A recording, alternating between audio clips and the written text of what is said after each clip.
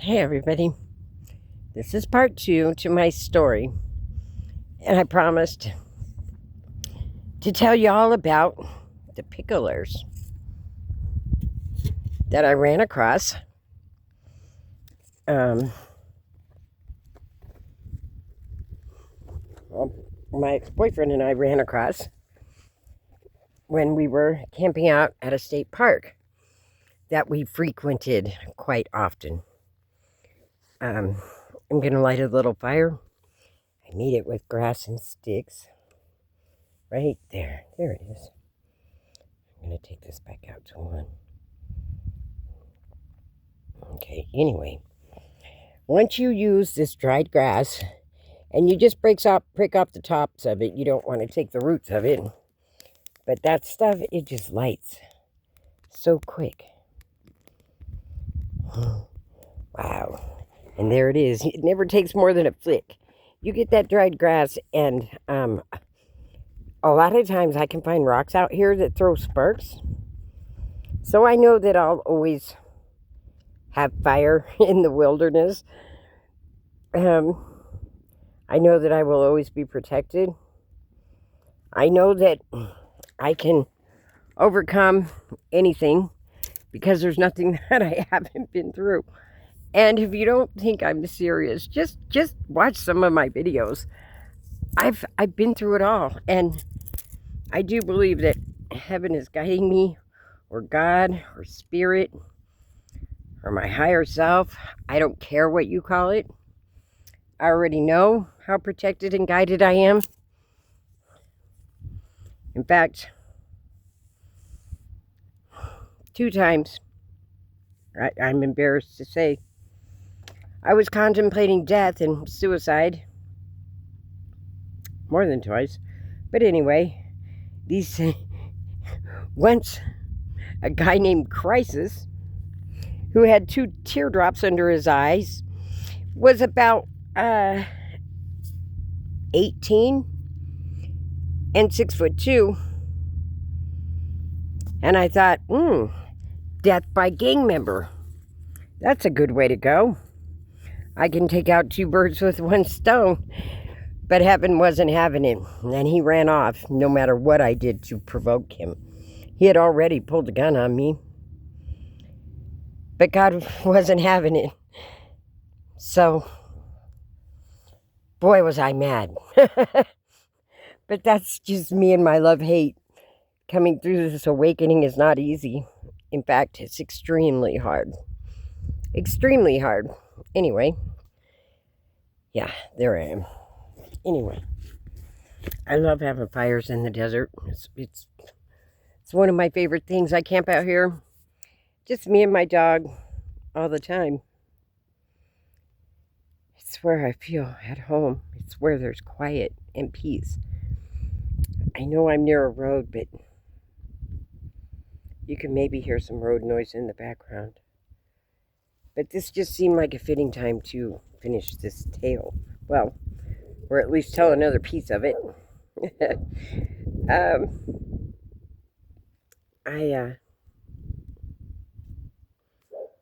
was being shown that I needed to pay attention to my intuition. And I started doing that more and more. Then my intuition showed me something. Let's not go that far in advance. Let's go back to the picklers. This happened about five or 6 years ago. Camping at a state park. It was Lone Rock in Utah. And I noticed that there were some picklers there. And for me, picklers are men who hang out, men or younger men, who hang out at public restrooms, public places that have restrooms where they go inside and they have sex with each other. Me being a floral designer for near 40 years, I was able to spot this stuff very easily. I didn't realize that other people couldn't spot this stuff as easily as I did. But I knew what they were.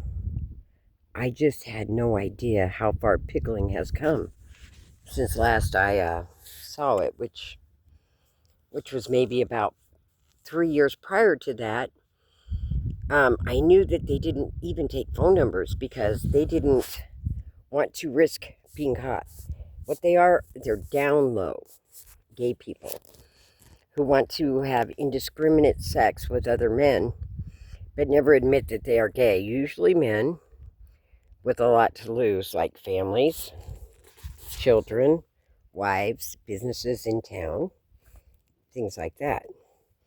However, I had never in my life seen it organized the way this was organized.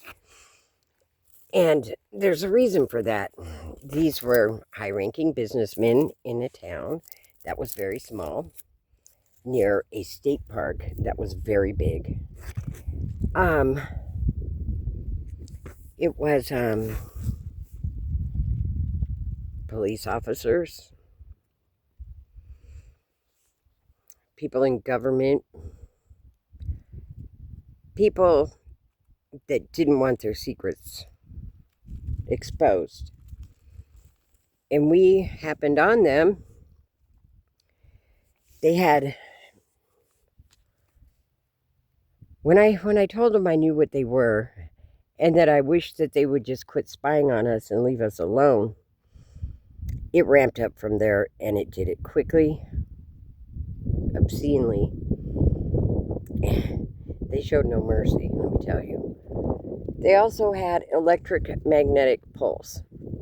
And I don't know, EMP is what it's called. And when they aim it at you and they shoot it at you, you get disoriented to where you don't know where you are. You don't know which direction to run. You're feeling weak at the knees, and it throws you out of whack. And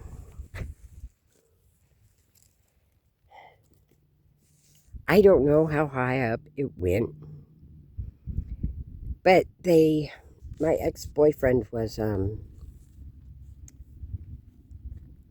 going through his K2 Mahadasha, and he was Native American. Now, I've not been through my K2 Mahadasha. That's next for me. So I'm not really sure what that entails, but it has a lot to do with beliefs, things like that. K2 is the south node of the moon. And I know that if you abuse animals under a K2 Mahadasha, you're asking for trouble. And I just now thought about that. Wow. Because my boyfriend cold-cocked my dog. And I just remembered that too. So I'm sure he didn't fare very well, even though he was going into his Venus Mahadasha. I thought things were going to be quite rosy for him. But now that I remember that, it probably wasn't. Of course, he might have been out of his K2 Mahadasha by then. But the planets have ways, and the nodes have ways of keeping track of these things. If he did escape punishment then, he won't soon enough. Anyhow, and I didn't see him at fault in any of this. I know that he was,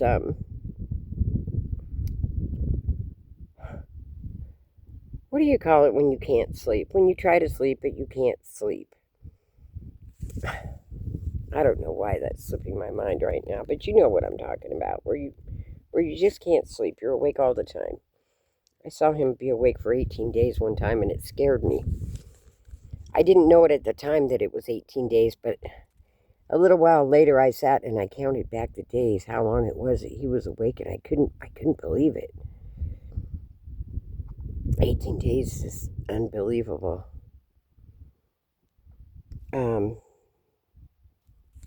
Wow. Yeah, I'm remembering this as I go along, so bear with me. There was a bunch of men, and they were having sex in the bathrooms. Well, turns out they had campers, they had kids, they had friends, and a lot of them came from out of state. I know this because I saw their license plates when they drove in. I started watching them after I realized how much they were watching us. They hunted my boyfriend that night after I told them to just leave us alone, that I didn't care what they did as long as they, kept it to themselves and didn't include other people in on it. At the time, I didn't realize that they were abducting children. I didn't know that. So I opened myself up to a big old can of worms. They didn't know who I was, where I was from, or how I knew what they were up to. It's laughing to me that nobody else saw it. I mean, it was something that was unmistakable to me at first glance. That just goes to show you that empaths really do see things that other people do not see.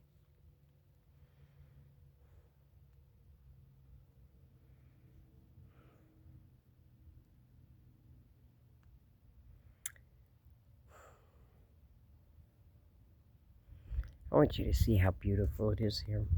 In every direction. You wonder why I come here. Because the peace.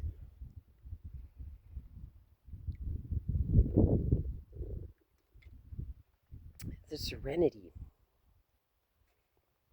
Oh, my fire started to go out. All of it is gorgeous. And, I was making this video, and I had to stop when I got to the picklers because I wasn't prepared to talk about it. I didn't realize how much of my life had been, ow. Ow, I got stickers. I got 3 of them in my finger. Sorry, bear with me. Ow. Can't get that one out. Yeah, come out. Hold on. Okay. Unbelievable how many times I thought about starting this video and I just couldn't do it. And then when I was out here today, I realized that I needed to finish it.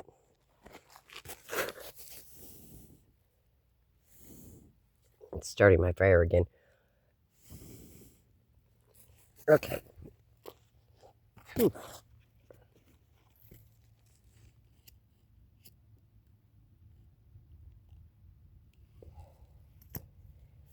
So,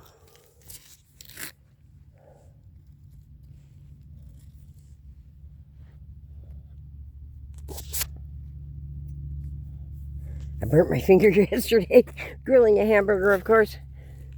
But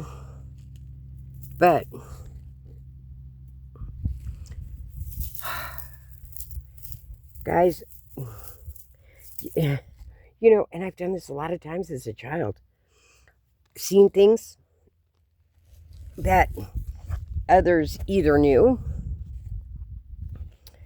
or didn't know, but either way kind of shocked them that I saw it, and so easily. And it's not always just about, well, I could see why it'd be about pedophiles. There were a lot of them in my family. It's disgusting to say, but there were. And I never knew it until just a few years ago. I never realized how bad it was. And I remember accusing my mother one time of not protecting her brother's children from her brother. That wasn't pretty for me or anyone else. It wasn't just my mother. It was my mother's 2 sisters also. It was like they didn't even care. And I know, they had to have known what was going on. I mean, I saw it from the time I was a young child, what was going on. And they did nothing about it. It even turns out One of my cousins was raped by my uncle. My mother and her two sisters' youngest brother. And I still to this day am appalled that they did nothing. Keeping family secrets, especially for narcissists, is a priority. And when they see a child who refuses to go along with the status quo and a child who refuses to not say something when they see it, that child needs to be taught a lesson. And those lessons are harsh, very, very harsh. And as a child, it's hard to understand why anyone would be so cruel to you. But then you grow older and you realize that they would do anything to protect their status, their situation, their place in life, their religion, whatever it is that they find keeps them above others. And it's sick. It's sick and it's heinous. But it's how life has always been for them and for them before and for their parents and for their parents' parents. This is how they have always dealt with life. And this is how they train their children to deal with life. And sometimes they can run across these kids that just refuse to do it the way they're told, refuse to go along with the status quo. And it's not because they want to be difficult. If they're anything like me, it's absolutely not because they want to be difficult. It's because they can't fathom not telling the truth in a situation. They can't fathom keeping secrets that eventually are going to hurt other people. If not at the time, they will eventually. They would do anything to protect their secrets, even oust their own child, even make sure that no one will ever believe a word that they say. They'll pull smear campaigns. They'll do really heinous things just to keep them from ever being heard. They'll tell them they're crazy. They'll gaslight them. They'll manipulate them. They'll lie to them. They'll tell them all kinds of really mean things just to get them to doubt their own reality. And if you were a child and you grew up with someone like that, you're being asked to awaken now to see the truth of things. And the truth is hard. Very, very hard.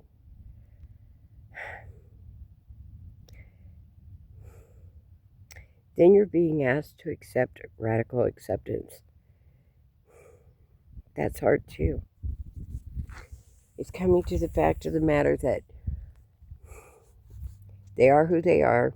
They did what they did. They didn't do it out of love. They did it out of envy, spite, meanness. It was calculated. It was systematic. And it did a number on you. And you're being asked to look at that, to go within, to find out who you really are, to pay attention to your intuition because it will guide you. The places you're going are dark. They're without light. The only light will be you. You will be the only light in that darkness. But when you come out of it, when you finally accept everything for what it is, believe that there'll be gifts. Believe that good things will happen for you. What you need to do now is speak your truth. Let others know that they will be heard. You listening to me now is making me feel heard and understood. I've spoken up a lot of times, but I was silenced. And I was silenced so many times by them that I was silencing myself. Partially because I was afraid to be heard. And partially because I didn't feel worthy to be heard.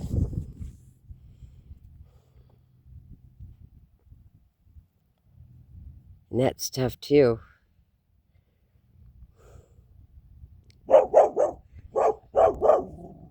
I'm still smoking cigarettes because I chose to still be smoking cigarettes. But hey guys, check out my last 2 videos on addiction. I can quit anything at any time. Just knowing that is so freeing. You know, knowing that I don't have to be hooked on the things that I've been hooked on. That my voice doesn't have to be silenced when I want it to be heard. It will be. Knowing that I have the power to make the stars align for me. If you don't believe that, stick around. You're about to see someone pull off what for me is a no-brainer, but for other people is going to be miracles. Literal miracles. Literal miracles.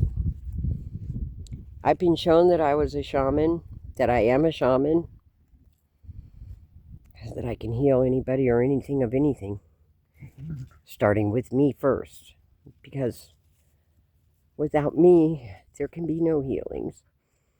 I put myself first, then others. I forgive myself first, then others. I take care of myself first, then others. And my boundaries are high. Not just any others. My bullshit detector is off the charts. I mean, as fast as I can spot a download gay guy. And believe me, that's micro. That's instant. That is instant. As fast as I can spot them, I can also shut the door on them. You know? A guy asks me out. Most of the time, we don't even make it to the car, and my bullshit detector already tells me whether I should just tell him to go on without me. It's that good. I don't even have to waste my time with these idiots.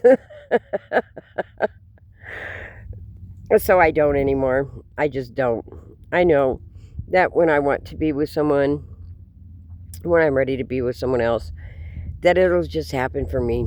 I don't have to waste my time dating a bunch of idiots. Seeing through their bullshit and telling them to walk. You know, sometimes I can be quite rude about it because really, that was in my birth chart too. Sometimes I really, really don't adhere to how other people take what I say. And I'm sorry if I offend other people because I truly never meant to hurt anyone. And that's the truth. I never meant to hurt anyone. No one in my life did I mean to hurt. But I also saw when people did mean to hurt me. And it was all my whole family. My brothers, my sister, my parents. Oh my. The kid up the street. I mean, every person I've ever known. Absolutely everyone. I was in a den of vipers, running with wolves. It was never pretty. I have no friends. I have no family left. Save for one. And I'm afraid to contact her because I'm afraid it'll bring the narcissist down on her.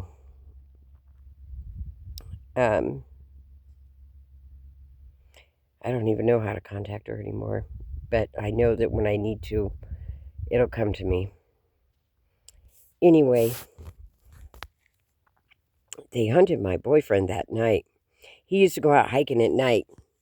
He was Native American. I wasn't afraid of him being out there. I sleep like a baby at night. No way I was going to go out there. Well, sometimes I did, but mostly I like to stay around the campsite and sleep at night. Right about the time the sun went down, actually. He came back right at sunup, blowing a whistle for all he was worth.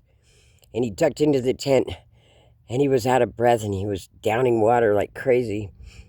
And trying to explain to me what happened, how they were hunting him, how they had the EMP. And I already knew that they had the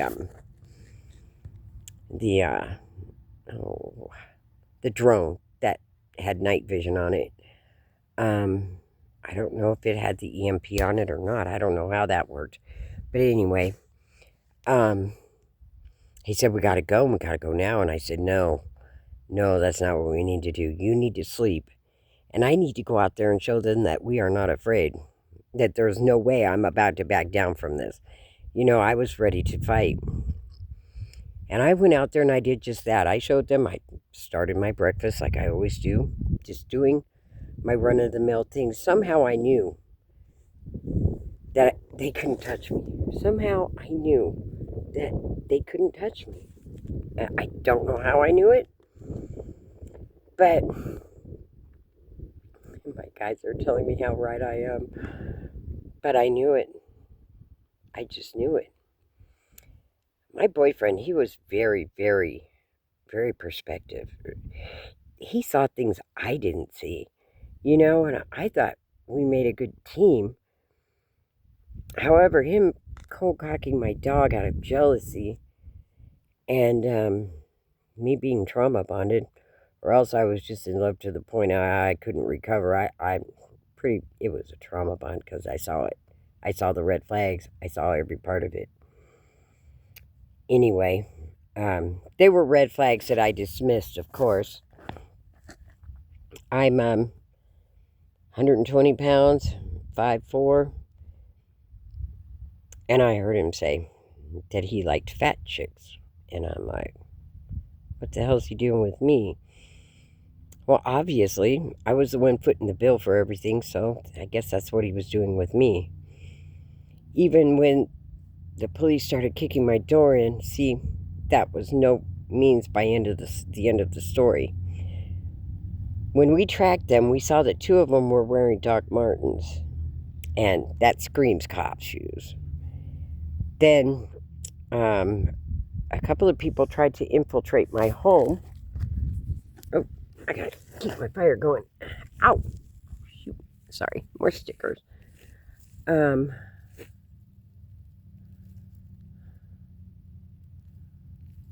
Okay.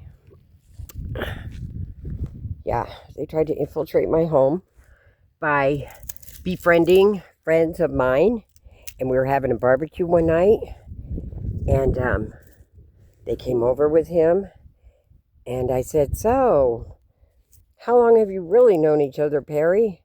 And he looks at me and he goes, oh, we just met at the store. He was buying the shrimp and the crab legs. And I'm like, Perry, how many times have I told you not to invite someone to my house? And especially someone you don't know. I thought he was maybe part of his family. Well, this guy took off and he went running because he didn't want me to start questioning him next. Because I have a way of questioning people that gets to the bottom of things pretty quickly.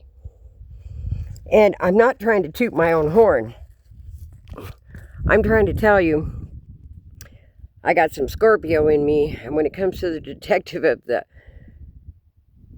the zodiac, no one better than a Scorpio to get to the bottom of something. In Vedic astrology, I'm a Scorpio rising, and let me tell you, the Capricorn in me, 3 placements. What is it? Sun, Venus, and Mars. And get this one. And that's in any astrology you want to look it up in. Then in Chinese astrology, I'm a metal ox. Let me tell you about stubborn. When I feel someone invading my space and doing it covertly, yeah, you better believe I'm going to get to the bottom as to why the hell they're doing that. Turns out that guy was either one of the picklers, and I didn't even ask myself this question until now, but he did have that gay boy about him, so I'm thinking he was. He didn't have it's nothing anyone else could detect, something I detected. And it's nothing I can explain to you. I mean, sometimes it's so blatant. I don't see how other people can't see it, but sometimes it's really covert. And even I have a hard time detecting it. However, I go within, I ask, like I just did, and I asked myself, and yeah, it was there. The signs were there. This is 6 years ago, and I can look back, and I can tell you right now, yes, he was gay. Down low. Completely down low. Nothing that would tell anyone else. He looked like, you know what they disguise themselves as very well? A family man. He looked like a family man. A family man. It's terrifying. Truly, truly terrifying. I'm a mess right now, but hey guys, I'm gonna take a little break. Bathroom break. Brought my own toilet paper and all. And I'm going to catch you in a few minutes, and we're going to go on with part 3, because this is something you don't want to miss, really. You don't want to miss it.